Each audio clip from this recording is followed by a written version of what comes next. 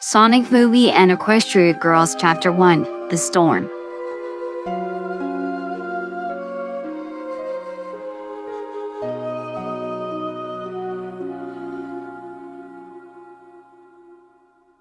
All that could have been seen was a dark void, which was accompanied with a ringing sound. A soft voice could be heard as the louder it got, the more you could hear the rain and lightning that accompanied the voice as it got louder. It was only when the voice was clear that revealed what was going on, as the voice yelled, "Everyone, hold on!" Sonic opened his eyes to see himself barely holding on to the tornado as he looked over to see Knuckles barely holding on, while Tails was barely able to control the plane. Sonic held on, which felt like he was holding on for dear life, as the wind felt more powerful than before. I didn't expect this to happen. Remind me again whose fault it was that we're in this situation? Hey, to be fair, the new Marvel movie just came out, so of course I wanted to watch it early without getting spoiled. How much longer will it take to get back to Green Hills? By my calculations, it would take about another 3 hours at best. Sonic could only groan in annoyance and boredom, as this all happened because they wanted to see a movie early by going to a different country altogether. Now they're stuck in this storm, which they didn't expect to happen since it was clear skies earlier. Well, at least it can't get any worse than this, am I right? Unfortunately for the blue hedgehog, it did, as from the distance formed a massive and cloudy tornado which made the others stare in horror. Well, I'm sure that tornado won't be that bad. The massive tornado then started to glow blue in color as they felt the plane being dragged inside, as Tails struggled to keep a hold of the plane. Sonic and Knuckles could barely hold on, as the only noises they could hear was the lightning which struck close by. I believe you should stop jinxing us from what the Earthlings call it. Sonic tried reaching over to Tails as he saw the emerald inside glow ever so brightly, but with each inch he moved, he felt himself slipping from the plane's grasp. Tails tried to move the plane, but the amount of force the tornado had on them was too much, as they were sucked inside the blue light as the plane went circling around. Brace for impact! Sonic and Knuckles held on as the trio closed their eyes, preparing for the incoming impact to who knows where. A couple seconds went by before Sonic's vision went dark once more. The blue hedgehog then opened his eyes to see himself perfectly okay, as the only thing he could see is the dark and cloudy night. The strange thing was that they were no longer at sea, but somewhere inland, with trees which seemed endless in sight. To his relief, he looked over to see his friends were okay and still alive, as the plane that they rode on seemed scratched and barely functional. See, I told you we'd make it. You owe me a double deserve once we get back. Tails then looked over to see his radar, as it strangely didn't pick up any signals from Green Hills.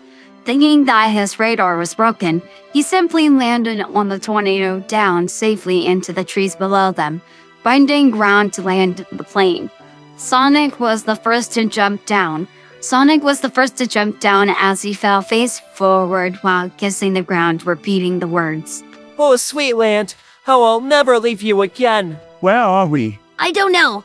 I'm not picking up any signal here. How long will it take for you to fix the tornado? It's hard to say. I'm guessing a few hours, give or take. Well, if that's the case, I suggest we set up camp until we know where we are at. Good idea, Knuckles. I'll check around and see if there's any nearby town or city. Maybe that will give us clues to where we are at. Overcheck our supplies. I'm sure we'll have enough to last us for a while. I'll try and connect us to one of the satellites. Maybe that will pinpoint our location. Then it's settled. I'll be back in a bit. Hopefully we can get back home soon. Sonic then ran at top speeds. Tails' device then started beeping as he picked it up to see the radar finally picking up something. What does it say? Huh, that's strange. I don't think I've ever heard of this city before. Cancer lot? Sonic ran at top speeds, and it took him almost a solid 10 minutes just to find the nearest town. Strangely enough, it almost reminded him of Green Hill Zone. He was grateful that night had fallen, and barely anyone was out. Last time he and his friends were exposed to the public, everyone kept staring at them, As if it's that weird to see a talking hedgehog, fox, and echidna walking around, right? Sonic ran up a building as he made his way up the building top to get a better view of the city.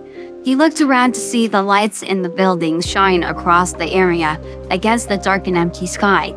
Sonic could only look in awe as he saw from a distance a sign which said the location where he was at. Canterlot? That's strange. I never heard of a place like that before.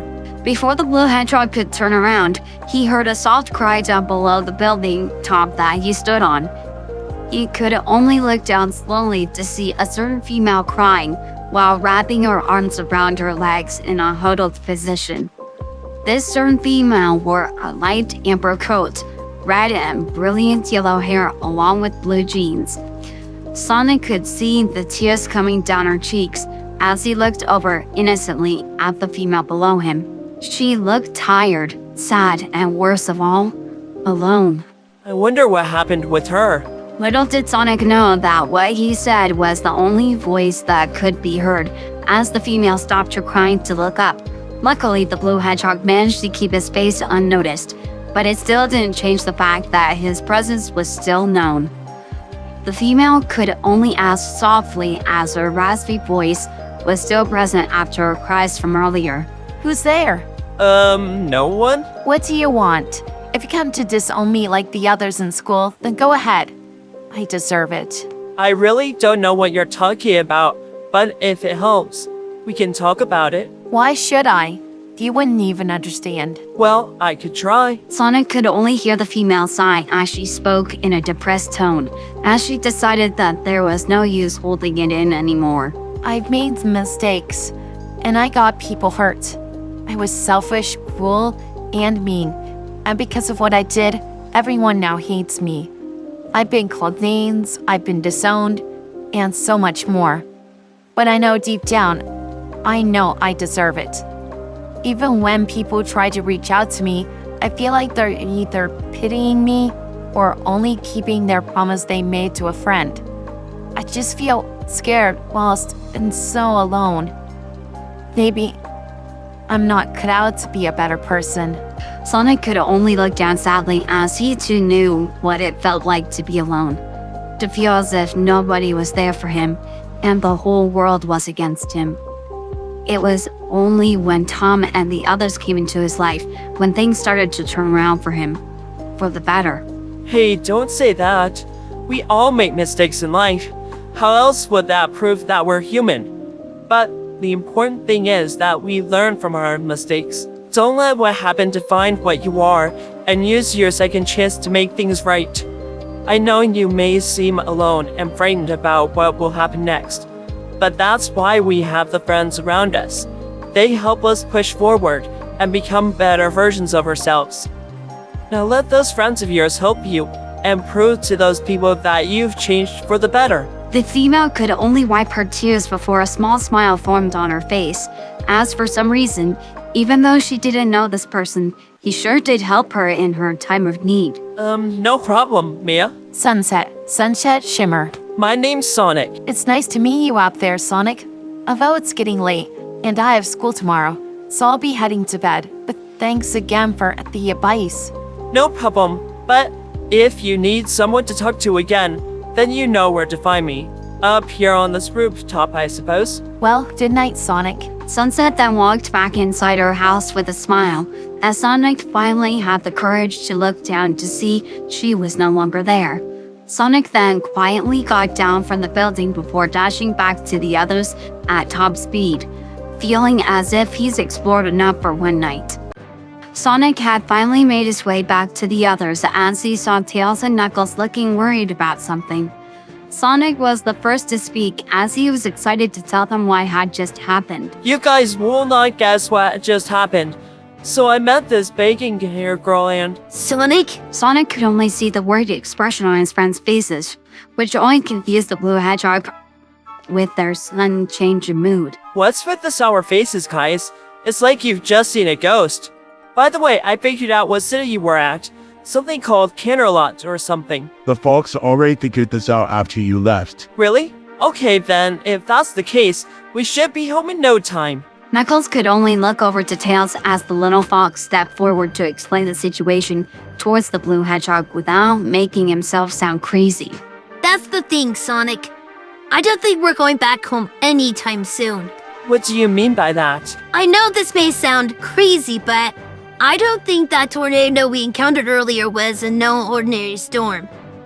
Somehow, by some crazy illogical miracle, we entered a reality separated that's different from our own. Whoa. Are you telling me that we're in a new realm of existence different from our own? Like a separate dimension or something? It sounds hard to believe, but from what the fox told me, I'm starting to believe that he could be right. But that's impossible. There's no way something like that could even be possible. Not even rings are that advanced to travel between separate dimensions. How was that storm even capable of even doing that? There's no other explanation, though. I even checked our current location thanks to connecting to the satellite. There's no place here dating anything back about Green Hills. Things like gun don't even exist here either. Nothing from cities we know and love. But that's impossible. There's no way we're in a different universe. What about Donut Lord and Pretzel Lady? What about her room? What about the new Marvel movie coming out? Tails, please tell me we have a way back. Theoretically speaking, there is one way to get back. Knuckles could only pull out the Master Emerald, as Tails could only explain further about the possibility of getting back home. We could use the Master Emerald to transport us back to our universe. But for a device that could stabilize that much power would take months, possibly years to build. The technology in this world doesn't even seem that advanced as well. But I'll work with what I've got. For the meantime, we'll have to make ourselves comfortable for a while. We don't know how long we'll be here for, and if people in this dimension were to know about the Master Emerald, then destruction is soon to come. This is all my fault. If we hadn't left, we wouldn't be in this situation right now. Hey, don't worry about it. As long as we stick together, then we should be fine. The fox is right. We don't need you blaming yourself for a mistake that was obviously yours. Okay, we really need to work on those pet talks, big guy. Well, this all didn't seem that bad. Plus, at least I could try and visit Sunset from time to time. Although I think it would be best if I don't show my face. Don't want what happened with Tom the first time we met to happen again. Now then, let us feast on the beast that I have so bravely caught. Are you sure those fish aren't poisonous? Nothing is poison to a warrior's stomach. Whatever you say, big guy. Knuckles then revealed the fish that he caught as he got both Sonic and Tails while standing around a campfire. Although the trio didn't know what was to happen next or what to expect, but deep down, they had something that even Robotnik couldn't break, which was their friendship.